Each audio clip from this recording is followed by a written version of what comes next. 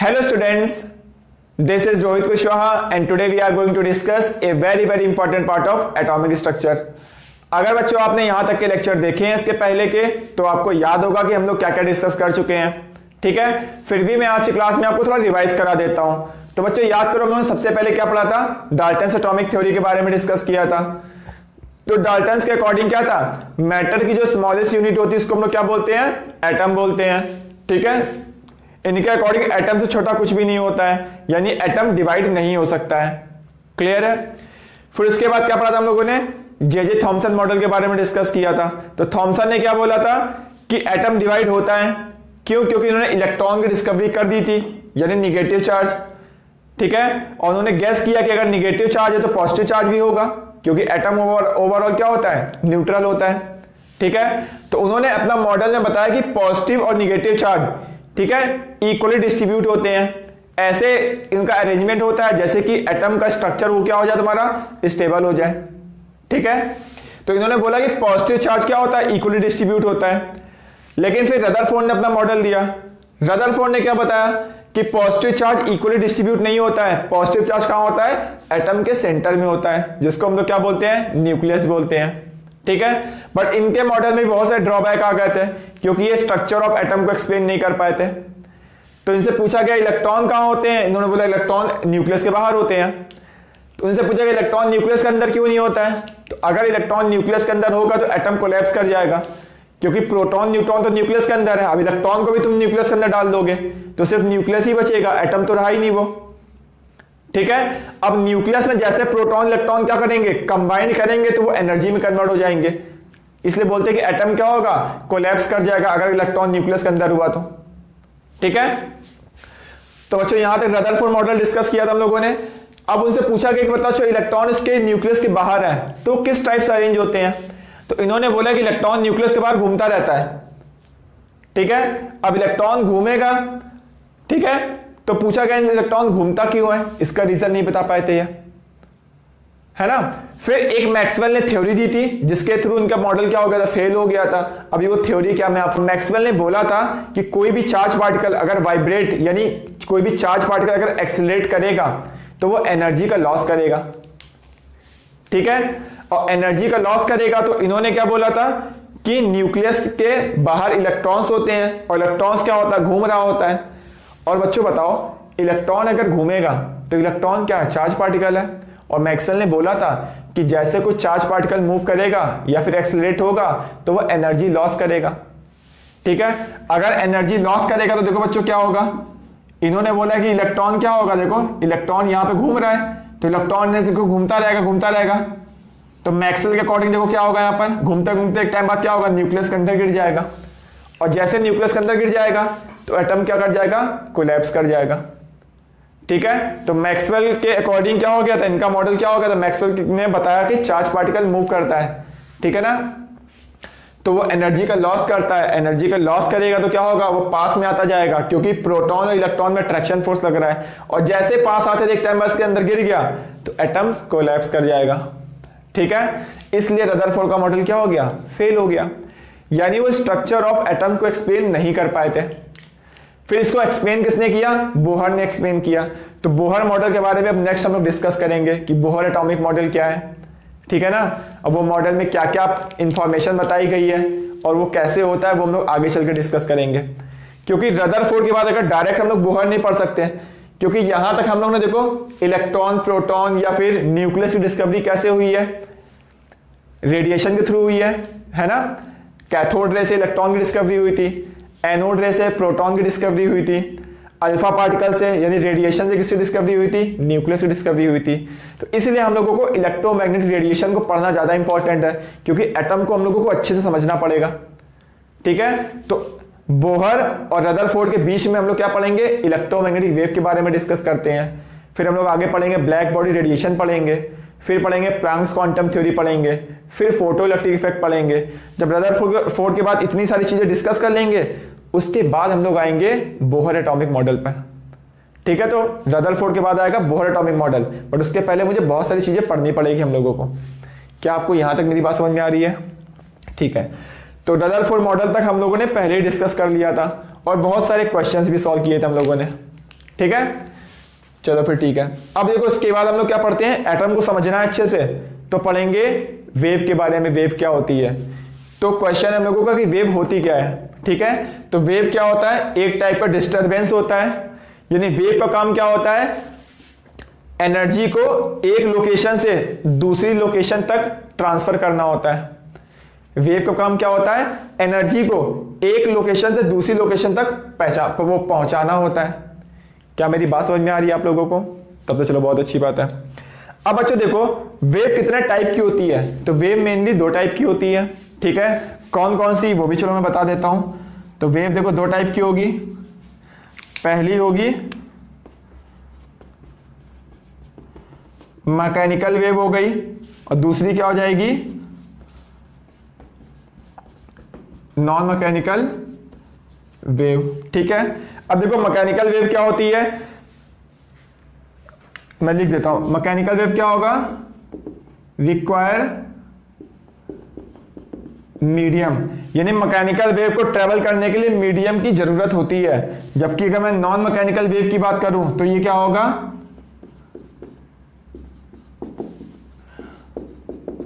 Does not require any medium. तो देखो बच्चों मैकेनिकल वेव जिनको ट्रेवल करने के लिए मीडियम की जरूरत पड़ती है, फॉर एग्जांपल की मैं बात करूं, आपने एक रोप ले लो, रस्सी ले लो, दोनों एंड से फिक्स कर दो। अब जैसे इसको घुमाओगे तो देखो क्या होगा, तुम्हारा एक वेव बनेगी। तो ये वेव कौन सी होती है, ये मैकेनिकल वेव होती है, ठीक है। अब दूसरा चलो मैं एग्जांपल बताता हूं। तुम एक न मान लो तुमने एक तालाब ले लिया, ठीक है ना, तालाब में क्या किया, एक नाव रखी हुई है, मान लो तुमने कागज की एक नाव बना दी और तालाब में तुम एक पत्थर डाल दो। तो जैसे एक पत्थर मारोगे तो देखो वहां पे एक वेव बनेगी और वेव जैसे देखो नाव के पास जाएगी, बोट के पास, वैसे बोट ऊपर नीचे होगी। तो उसने क्या किया, देखो वेव के थ्रू एनर्जी क्या हो रही है, देखो ट्रांसफर हुई है। बात समझ में आ रही है, देखो वेव बनी, उसी से क्या हो गई, देखो एनर्जी ट्रांसफर हो गई। तुमने पत्थर कहीं और मारा, वो एनर्जी ट्रांसफर होकर कहां पहुंच गई, बोर्ड के पास पहुंच गई। तो इस वेव को भी किसको क्या बोलते हो, मैकेनिकल वेव बोलते हो। मैकेनिकल वेव के लिए मीडियम की जरूरत पड़ती है, ठीक है। जबकि हम लोगों को इस चैप्टर में नॉन मैकेनिकल वेव के बारे में डिस्कस करना है, इसके बारे में डिस्कस नहीं करना है। क्या मेरी बात समझ में आ रही है। इसके वेव के बारे में डिटेल में डिस्कस होगा किसमें, फिजिक्स में, वो फिजिक्स का मेनली पार्ट है। तो हम लोगों को यहां पढ़ना है नॉन मैकेनिकल वेव के बारे में। अब देखो नॉन मैकेनिकल वेव के एग्जांपल में बताता हूं। जो इलेक्ट्रोमैग्नेटिक वेव मैंने पढ़ाई थी वो कौन सी वेव थी, नॉन मैकेनिकल वेव थी, ठीक है। अब इलेक्ट्रोमैग्नेटिक वेव में मैंने क्या क्या पढ़ाया था, radio wave, microwave, infrared, visible, ultraviolet, x ray, gamma ray and cosmic ray. याद आया आप लोगों को। तो अगर आपको यहां तक समझ में आ गया है, वैसे भी हम लोग ये लास्ट लेक्चर तक डिस्कस कर चुके थे, ठीक है। अगर डिटेल में इन सब चीजों को देखना है तो आप क्या करोगे, पुराने लेक्चर्स देख लेना, आपको सारी चीजें समझ में आ जाएंगी। अब मैं देखो इसके आगे का पार्ट डिस्कस करता हूं, ठीक है।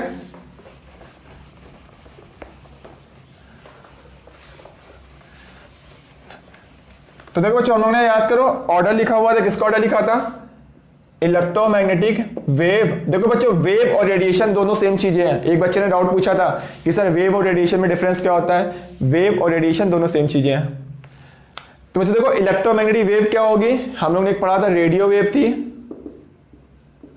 सेकंड क्या थी, माइक्रोवेव, इंफ्रारेड, विजिबल, फिर क्या था, अल्ट्रावायलेट, एक्स रेज, फिर गामा रेज एंड लास्ट में क्या था, कॉस्मिक रेज। क्या मेरी बात समझ में आ रही है आप लोगों को। चलो फिर ठीक है। अब बच्चों ये वाला मैंने बताया आपको याद रखना है, टॉप टू बॉटम आने पर क्या हो रहा था, एनर्जी की वैल्यू इंक्रीज कर रही थी, इसलिए ये सारी वेव क्या थी तुम्हारी, याद करो ये वाली वेव क्या थी तुम्हारी, हार्मलेस वेव थी, इनसे कोई प्रॉब्लम नहीं होती हम लोगों को। बट अगर अल्ट्रावायलेट के बाद की बात करोगे तो उनकी एनर्जी ज्यादा है, और एनर्जी ज्यादा मतलब क्या हो गया, हार्मफुल वेव हो गई। और जब इसको एनर्जी के ऑर्डर में अरेंज किया गया तो देखा गया कि यहां पर वेवलेंथ का ऑर्डर क्या आ रहा था, ये जो ऑर्डर था वो किसका था, वेवलेंथ का ऑर्डर था। वेवलेंथ को लैम्डा से रिप्रेजेंट करते हैं, ठीक है। और बच्चों देखो हम लोग कौन सी वेव देख पाते हैं, सिर्फ और सिर्फ हम लोग कौन सी वेव देख पाते हैं, विजुअल वेव देख पाते हैं, ठीक है। और विजुअल में देखो क्या क्या होता है, आपको याद रखना क्या क्या था, विबग्योर पढ़ा आपने, VIGSBYOR, ठीक है। आपसे ये भी पूछ लेगा विजुअल में क्या क्या होता है, विबग्योर होता है। अब विबग्योर में पूछेगा कि किसकी कौन सी रेस की जो होती है वो एनर्जी ज्यादा होती है। तो देखो बच्चों विबग्योर में देखो क्या होगा, वी नीचे आ रहा है ना, तो इसकी एनर्जी क्या होगी, सबसे ज्यादा होती है। और इनमें सबसे कम एनर्जी किसकी होती है, रेड वाले की। सबसे ज्यादा किसकी होती है, वायलेट वाले की। क्या मेरी बात समझ में आ रही है। फिर उससे कम क्या होगी, इंफ्रारेड की। फिर किससे कम होगी, ग्रीन।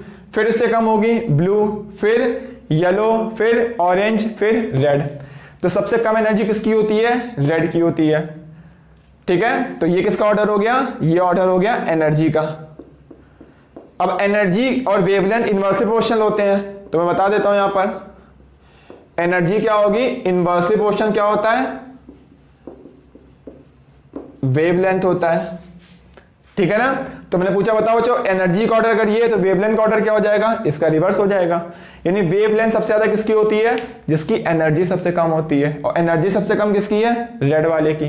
तो वेवलेंथ ज्यादा किसकी होगी, रेड वाले की। क्या मेरी बात समझ में आ रही है आप लोगों को, ठीक है। और बच्चों आप लोगों ने और भी मैंने आपको बहुत सारी चीजें पढ़ाई थी, तो मैं इस पार्ट को रफ कर दूं, चलो फिर ठीक है। और बच्चों देखो हम लोगों ने पढ़ा था फ्रीक्वेंसी के बारे में। फ्रीक्वेंसी क्या होता है, c/λ होता है। यानी मैं बोल सकता हूं कि फ्रीक्वेंसी क्या होती है, इनवर्सली प्रोपोर्शनल क्या होती है, वेवलेंथ होती है। एनर्जी भी क्या है, इनवर्सली प्रोपोर्शनल वेवलेंथ है। और फ्रीक्वेंसी भी क्या है, इनवर्सली प्रोपोर्शनल वेवलेंथ है। यानी मैं बोल सकता हूं कि एनर्जी क्या होती है, वो इनवर्सली प्रोपोर्शनल वेवलेंथ है। और अगर मैं फ्रीक्वेंसी के टर्म में बात करूं तो एनर्जी डायरेक्टली प्रोपोर्शनल क्या हो जाएगा, फ्रीक्वेंसी हो जाएगा। क्या मेरी बात समझ में आ रही है आप लोगों को, ठीक है। और बच्चों देखो इलेक्ट्रोमैग्नेटिक वेव के बारे में हम लोगों ने एक क्वेश्चन भी सॉल्व किया था लास्ट क्लास में, और बहुत ही डिटेल में डिस्कस भी किया था हम लोगों ने, है ना।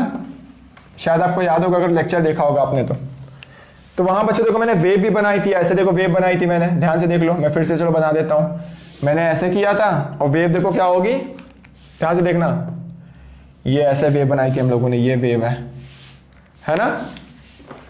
चलो बच्चों सब लोगों को मुझे पता है कि याद है। और आप लोग टाइम से नोट्स ही बनाते रहना साथ में, ठीक है ना। और अपना एक रूटीन तय वो फिक्स करो पढ़ने का। और इससे रिलेटेड कोई भी डाउट हो तो प्लीज कमेंट करके पूछ लेना मुझसे, मैं फिर से बता दूंगा। तो देखो बच्चों ये हम लोग ने बताया था, ये इस पार्ट को क्या बोलते हैं, जो क्रेस्ट और ट्रॉ की, जो इसकी क्रेस्ट की जो हाइट होती है और ट्रॉ की जो डेप्थ होती है, इसको हम लोग क्या बोलते हैं, एम्पलीट्यूड बोलते हैं। फिर फ्रीक्वेंसी के बारे में डिस्कस किया था, वेव नंबर के बारे में डिस्कस किया था, और हम लोग ने क्या डिस्कस किया था, वेवलेंथ के बारे में। तो बच्चों वेवलेंथ क्या होती है, एक वेव की लेंथ को हम लोग क्या बोलते हैं, वेवलेंथ बोलते हैं, ठीक है। चलो फिर ठीक है। अब देखो बच्चों चलो मैं एक वेव और बना रहा हूं। इस वेव की देखो वेवलेंथ ज्यादा है। अगर मैं दूसरी वेव बनाऊं, देखो ये मैंने दूसरी वेव बना दी, इसकी वेवलेंथ क्या हो गई, कम हो गई, क्योंकि इसकी देखो आप बोल सकते हो यहां से लेकर यहां तक की बीच की डिस्टेंस है, जो एक वेव की जो लेंथ होती है उसको बोलते हैं वेवलेंथ। अब ये नहीं मान के यहां से स्टार्ट करोगे तो आपको यहां से यहां तक लेना पड़ेगा। तो दो क्रेस्ट की बीच की डिस्टेंस भी क्या होती है, वेवलेंथ होती है। और दो कंसेक्यूटिव ट्रॉ के बीच की डिस्टेंस भी क्या होती है, वेवलेंथ होती है। आपको बस सिंपल एक वेव लेना है, चाहे तुम यहां से यहां तक ले लो, चाहे यहां से यहां तक ले लो, चाहे यहां से यहां तक ले लो, इस सबको ही हम लोग क्या बोलेंगे, वेवलेंथ बोलेंगे। तो बताओ बच्चों इन दोनों में किसकी वेवलेंथ ज्यादा है, इसकी वेवलेंथ ज्यादा है, इसकी वेवलेंथ क्या है, कम है, ठीक है। और चलो मैं एक वेव और बना देता हूं यहां पर, देखो ध्यान से देखना यहां पर। अब बताना किसकी वेवलेंथ ज्यादा है, ध्यान से देखो।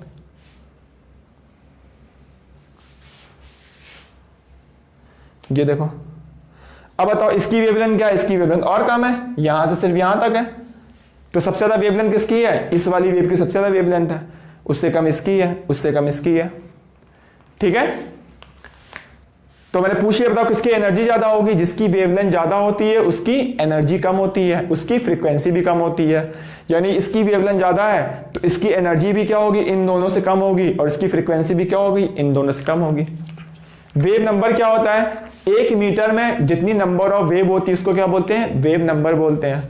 जैसे मैं मान लेता हूं, मैंने माना हुआ है, ठीक है, कि यहां से लेके यहां तक कितना है? 1 मीटर है। तो बताओ बच्चों, यहां पर 1 मीटर में कितनी वेव है? सिर्फ एक वेव है, तो इसका वेव नंबर कितना हो जाएगा? 1 हो जाएगा। मैंने पूछा बताओ इसमें कितनी वेव है? 1 मीटर में 2 वेव है, तो इसका वेव नंबर कितना हो जाएगा?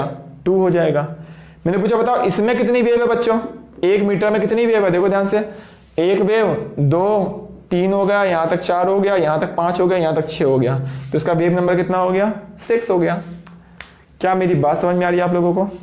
ठीक है, तो आप लोग जल्दी से इस पार्ट को नोट करिए, फिर मैं उसके बाद का पार्ट डिस्कस करता हूं।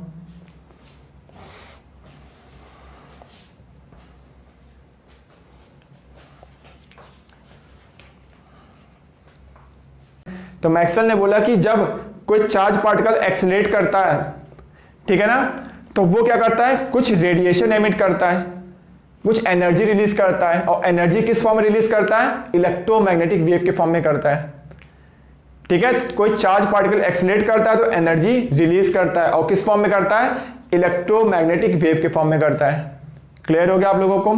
अब ये इलेक्ट्रोमैग्नेटिक वेव देखो किस टाइप से, जब इलेक्ट्रोमैग्नेटिक वेव पे रिसर्च किया गया तो देखा गया कि इलेक्ट्रोमैग्नेटिक वेव कैसी होती है एक्चुअल में ये 3 डायरेक्शन में होती है। देखो मैंने बोल दिया, ये एक्स एक्सेस है मान लो, ठीक है, और ये वाई एक्सेस है, और ये जेड एक्सेस है। तो देखा गया कि एक्स एक्सेस पे क्या थी? जब इलेक्ट्रोमैग्नेटिक वेव है ये, तो इलेक्ट्रोमैग्नेटिक वेव है उसमें क्या थी? एक डायरेक्शन में क्या थी? इलेक्ट्रिक फील्ड थी।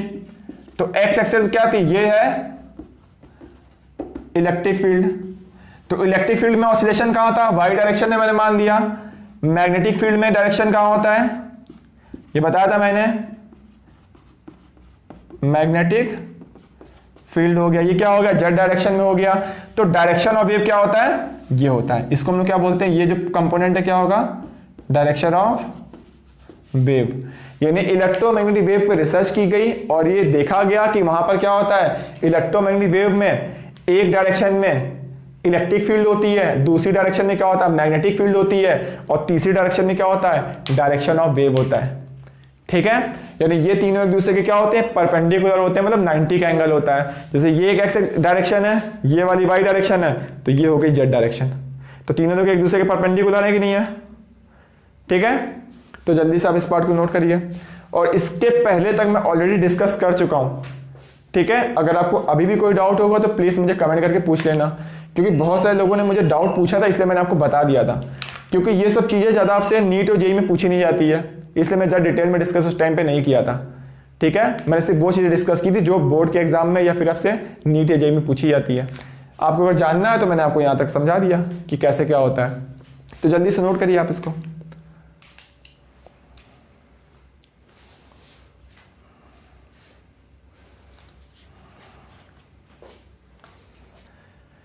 तो बच्चों देखो, नेक्स्ट मैं आपको बताना चाहता हूं कि कोई भी चीज कलर शो कैसे करती है। ठीक है, बहुत से बच्चों ने डाउट पूछा हुआ है, तो देखो मैं क्लियर कर देता हूं कि कोई भी चीज कलर 2 वजह से शो करती है। देखो मैं आपको 1 बाय 1 दोनों बताता हूं। कलर शो करने के 2 रीजन है। कौन से? एक रीजन है एब्जॉर्प्शन का, और दूसरा रीजन क्या होगा? दूसरा एमिशन का। तो देखो मैं 1 बाय 1 पढ़ाता हूं। पहले मैं आपको बताता हूं एब्जॉर्प्शन की वजह से कैसे कलर शो होता है। ठीक है, तो कलर शो होता है एब्जॉर्प्शन की वजह से। मैं ये समझाने जा रहा हूं। ठीक है, अब बच्चों देखो, पहली बात हम लोग कौन से कलर को देख सकते हैं, क्या चीज देख सकते हैं? इलेक्ट्रोमैग्नेटिक वेव के बारे में पढ़ा हम लोगों ने, उसमें से सिर्फ हम लोग एक ही इलेक्ट्रोमैग्नेटिक वेव देख सकते हैं। कौन सी? जो विजुअल रेंज में आती है। ठीक है, और विजुअल रेंज के ऊपर जो थी रेडियो वेव, माइक्रोवेव, इंफ्रारेड, इनको हम लोग देख नहीं सकते हैं, जबकि वेव ये होती है बट दिखती नहीं है। विजुअल रेंज के नीचे क्या क्या आती है? Ultraviolet, x ray, gamma ray, cosmic ray, इनको भी हम लोग नहीं देख सकते हैं। तो हम लोग सिर्फ किसको देख सकते हैं? विजुअल रेंज को देख सकते हैं, मतलब विव ग्योर को ही देख सकते हैं हम लोग। ठीक है, चलो फिर बहुत अच्छी बात है। अब देखो बच्चों, जैसे कोई भी चीज, जैसे मान लो इस चीज है, ये कलर कैसे शो करती है। ठीक है, अब देखो ये कोई चीज रखी हुई है, तुम जैसे मान लो कि बॉडी मान लो, या फिर मुझे मान लो, ठीक है ना, कोई भी चीज मान लो आप। तो ये बच्चों एक मैंने ऑब्जेक्ट ले लिया, अब यहां से देखो, यहां से क्या आ रही है, लाइट आ रही है। लाइट मतलब क्या हो रही है, देखो यहां पर देखो, लाइट कैसी होगी, लाइट आ रही है, लाइट मतलब आ रहा है, लाइट के अंदर क्या होगा, विबग्योर होगा। ठीक है, इनके कॉम्बिनेशन को हम लोग क्या बोलते हैं, कलर कैसा होता है, व्हाइट कलर का होता है। तो जैसे कोई भी ऑब्जेक्ट है, वहां से व्हाइट लाइट जैसे उसमें पड़ती है, और व्हाइट लाइट के अंदर क्या होता है, ये कलर होते हैं, और इन कलर का कॉम्बिनेशन जो होता है वो व्हाइट कलर का होता है। ठीक है, तो जैसे किसी भी ऑब्जेक्ट में पड़ता है, अगर इस ऑब्जेक्ट ने इसमें से कुछ भी एब्जॉर्ब नहीं किया तो जैसा आएगा वैसे ही निकल जाएगा। यानी क्या होगा, ये ऐसे कैसा क्या हो जाएगा, बाहर निकल जाएगा। यानी अब बाहर निकल जाएगा तो क्या होगा, जैसे इसको देखोगे तो किस कलर का दिखेगा, इसका कॉम्बिनेशन तो व्हाइट होता है, मतलब यहां पे क्या होगा, तुम्हें व्हाइट कलर का दिखेगा। ठीक है, यानी सारी लाइट को क्या कर देगा, वो रिफ्लेक्ट कर देगा, तो वो कैसा दिखेगा, व्हाइट कलर का दिखेगा। क्या मेरी बात समझ में आ रही है। तो ये पहला केस था। अब मैंने बच्चों देखो दूसरा केस लिया। मैंने दूसरा केस क्या लिया, सपोज करो उसने सारी लाइट को एब्जॉर्ब कर लिया, तो मैं लिख दे रहा हूं सेकंड केस में क्या लिया, ऑल लाइट क्या कर दी उसने, एब्जॉर्ब कर लिया। अगर वो सारी लाइट को एब्जॉर्ब कर लेगा तब वो कौन सा कलर शो करेगा, तब वो ब्लैक कलर का शो होगा। क्या मेरी बात समझ में आ रही है। अगर कोई भी ऑब्जेक्ट सारी लाइट को एब्जॉर्ब कर लेता है तो ब्लैक कलर का शो करता है, अगर वो कुछ भी एब्जॉर्ब नहीं करता है तो व्हाइट कलर का शो होता है। ठीक है, अब थर्ड केस, अगर मान लो उसने क्या किया, थर्ड केस से मैंने मान लिया कि उसने मान लो ब्लू कलर की लाइट को एब्जॉर्ब कर लिया, तो यहां पर क्या होगा, V मिलेगा, I मिलेगा, G मिलेगा, Y मिलेगा, O मिलेगा, R मिलेगा, लेकिन यहां पर देखो B नहीं मिलेगा। B क्या है, यहां पर मिसिंग हो गया है। ठीक है, क्यों, क्योंकि B वाला क्या हो गया है, इस ऑब्जेक्ट ने एब्जॉर्ब कर लिया है।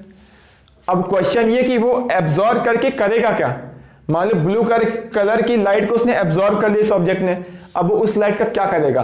तो ये अगर आपको समझना है तो मैं हाइड्रोजन स्पेक्ट्रम पढ़ाऊंगा, तो वहां मैं आपको बताऊंगा कि एक्चुअली वो एनर्जी एब्जॉर्ब करके क्या करेगा, या फिर बोहर मॉडल के अंदर मैं आपको डिस्कस करूंगा। तो उसके लिए आप वेट करो कि ये ब्लू कलर एब्जॉर्ब करके इसके अंदर क्या चेंज होगा, वो मैं बात पढ़ाऊंगा जब बोहर मॉडल पढ़ाऊंगा। ठीक है, तो अगर मान लो इसने ब्लू कलर एब्जॉर्ब कर लिया तो ये ऐसा ये कलर आ जाएगा। अब देखो, अब ये ऐसा नहीं कि ब्लू कलर का शो करेगा, इसने ब्लू कलर तो एब्जॉर्ब कर लिया है तो ब्लू शो नहीं करेगा। अब शो क्या करेगा, इनके कॉम्बिनेशन से जो कलर बनेगा, है ना, इनके कॉम्बिनेशन से जो कलर बनेगा वो कलर शो होगा। ठीक है, अब इनके कॉम्बिनेशन से कौन सा कलर बनेगा, तो ये हम लोग पढ़ेंगे क्लास 12th में, एक चैप्टर आएगा कोऑर्डिनेशन कंपाउंड, तो उसमें मैं डिस्कस करूंगा कि इनके कॉम्बिनेशन से कौन सा कलर बनेगा, वो मैं वहां पे डिस्कस करूंगा। तो एब्जॉर्प्शन वाली बात आपको समझ में आ रही है अच्छे से, कि कोई भी ऑब्जेक्ट कलर शो करता है दो रीजन से, एक एब्जॉर्प्शन की वजह से, एक एमिशन की वजह से। तो एब्जॉर्प्शन वाला पार्ट में बता रहा था, अगर उसने कोई भी लाइट का कोई भी पार्ट एब्जॉर्ब नहीं किया तो वो व्हाइट कलर होगा, क्योंकि इनका कॉम्बिनेशन क्या होता है, व्हाइट होता है। अगर सारे कलर एब्जॉर्ब कर लिए तो ब्लैक कलर, अगर उसने कोई भी एक या दो या तीन कलर एब्जॉर्ब कर लिए तब क्या होगा, जो भी कलर बचेगा उसका कॉम्बिनेशन शो करेगा, और इसके बारे में पढ़ेंगे क्लास 12th में। ठीक है, तब तक आप लोग वेट करो। और अगर ये ब्लू कलर एब्जॉर्ब करेगा तो इस लाइट का क्या करेगा, ब्लू कलर का वो करेगा क्या, तो उसके बारे में डिस्कस करेंगे बोहर एटॉमिक मॉडल में। तब तक आप वेट करो, क्योंकि मैं आपको बता भी दूंगा तो आपको समझ में नहीं आएगा। ठीक है ना, तो इसलिए मैं आपको यहां बता नहीं रहा हूं। तो एब्जॉर्प्शन के बारे में डिस्कस कर दिया। तो अब देखो मैं सेकेंड पार्ट इसी को पढ़ाता हूं कि कोई भी कलर शो करता है, इमिशन की वजह से भी शो करता है। ठीक है,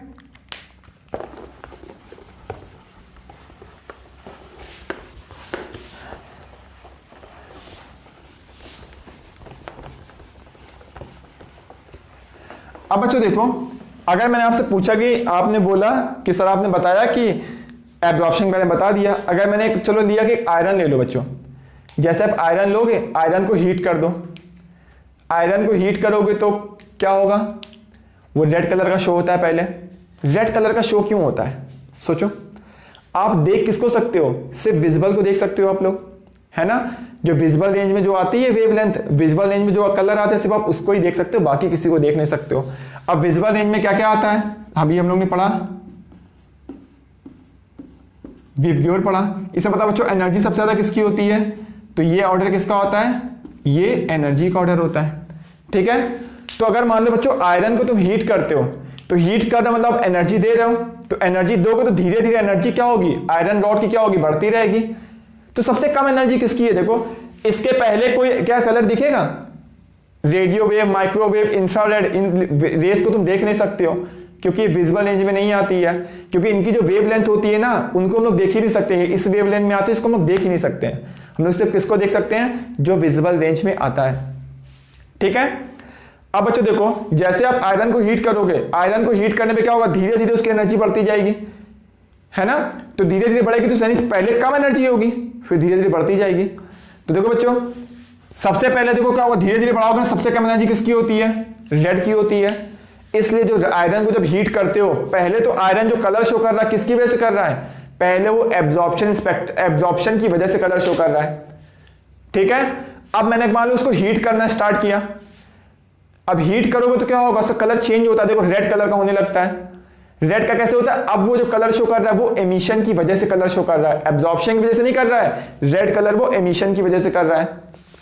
ठीक है, तो देखो एमिशन की वजह से कैसे कर रहा है मैं आपको समझाता हूं। तो जैसे से आप उसको हीट करोगे तो पहले क्या होगा, सबसे कम एनर्जी होगी, धीरे धीरे एनर्जी बढ़ेगी। तो सबसे कम एनर्जी क्या है, रेड कलर की है, इसलिए पहले वो रेड कलर का ही होता है आयरन।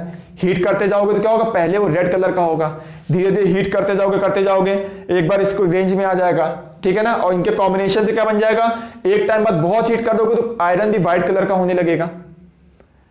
ठीक है, तो जो वो कलर शो होता है वो एमिशन की वजह से शो करता है। जैसे मैं देखो मैं एग्जांपल और बताता हूं, मान लो गर्म आयरन की रॉड है, उसको इस रूम में ले आओ, रूम में अंधेरा कर दो, तो अंधेरा कर दोगे फिर भी क्या होगा, आयरन का जो गर्म आयरन है ना, आयरन की रॉड, तो रेड कलर का शो होगा।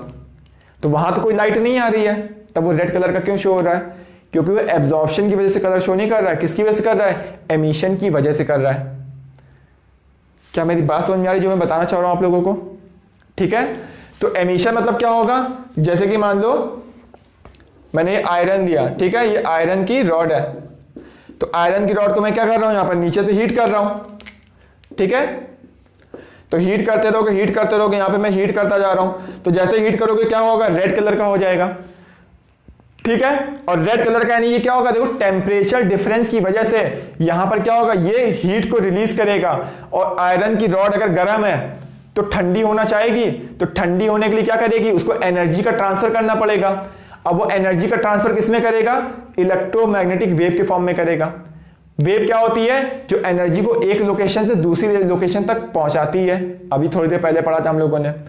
यानी यहां से क्या होगा, जब ये रेड कलर का रॉड, देखो मैं लिख देता हूं, रेड हॉट आयरन, तो जब हीट करोगे तो आयरन क्या हो जाएगा, रेड हॉट आयरन हो जाएगा। अब जब ये धीरे धीरे ठंडा हो रहा होगा, तो ठंडा होने में क्या करेगा, ये एनर्जी का ट्रांसफर करेगा। ठीक है, एनर्जी का लॉस करेगा, और किस फॉर्म में करेगा, वेव के फॉर्म में करेगा। कौन सी वेव के फॉर्म में करेगा, इलेक्ट्रोमैग्नेटिक वेव। वेव और रेडिएशन सेम होता है, तो इलेक्ट्रोमैग्नेटिक वेव के फॉर्म में ये एनर्जी का लॉस करेगा।